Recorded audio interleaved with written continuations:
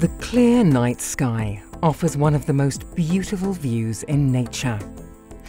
The eye adapts to the dark and the pupil widens to collect more light and thus allow fainter stars to become visible.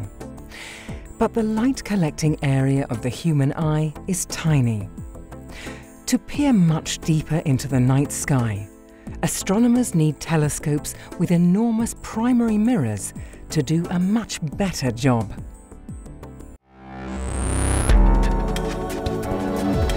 This is the ESOcast, cutting-edge science and life behind the scenes of ESO, the European Southern Observatory, exploring the ultimate frontier with our host Dr. J, aka Dr. Joe Liske.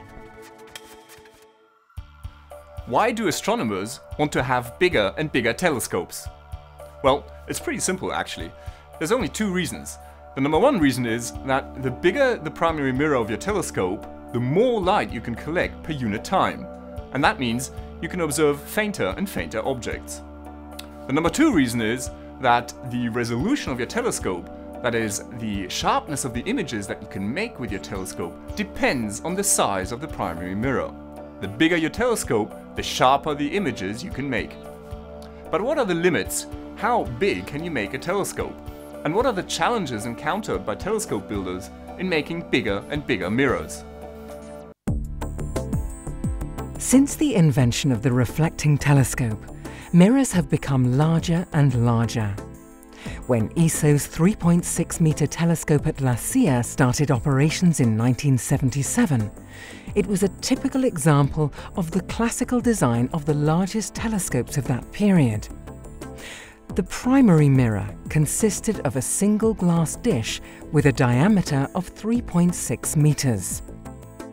In order to make such a big mirror stiff and solid, it has to be relatively thick, which makes it very heavy. The 3.6-meter mirror is about half a meter thick and weighs some 11 tons. To allow this very weighty mirror to be pointed precisely, a massive yet precisely balanced telescope structure has to be built around it. Telescopes with even larger, thicker and hence heavier mirrors have been constructed, obvious that the limit of the classical design had been reached. Did telescope engineers have to give up at this point and stop dreaming of even bigger telescopes? Well, of course not. But paving the way to larger and lighter mirrors required some innovative thinking. The result was ESO's New Technology Telescope, or NTT for short. The NTT was a truly revolutionary telescope at the time it was built, because it featured a system called active optics. Now, before the invention of active optics, telescope mirrors had to be thick and therefore heavy in order to be stiff. But with active optics, telescope mirrors could be allowed to be flexible and therefore relatively light and thin.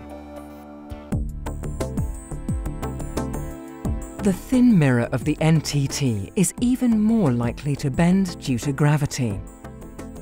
With active optics, the flexible mirror is placed on a complex support system with computer-controlled actuators that adjust the shape of the mirror and compensate for the bending of the mirror during observations.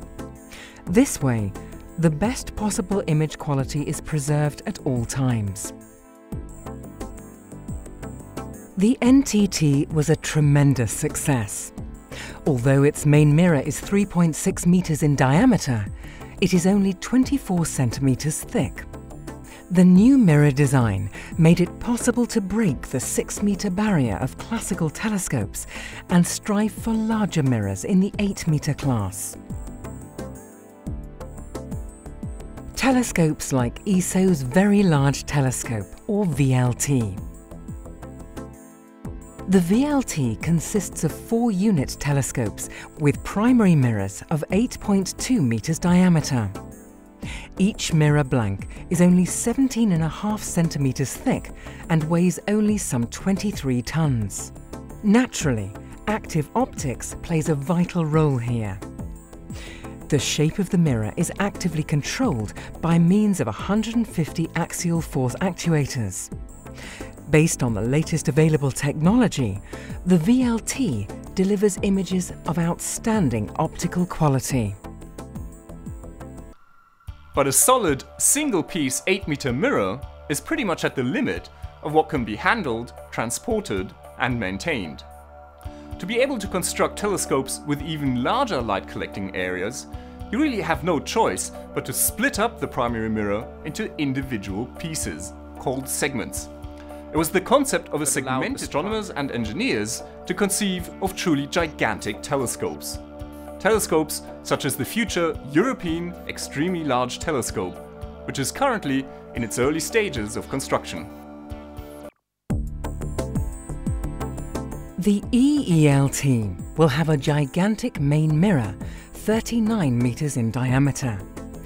It will be made up of 798 individual hexagonal segments, about 1.4 meters wide and just 5 centimeters thick.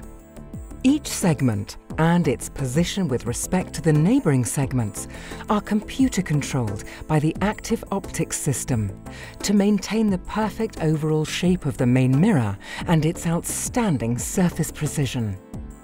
All in all, the main mirror offers an unprecedented light-collecting area of 978 square meters, which will collect about 15 times more light than any other existing telescope.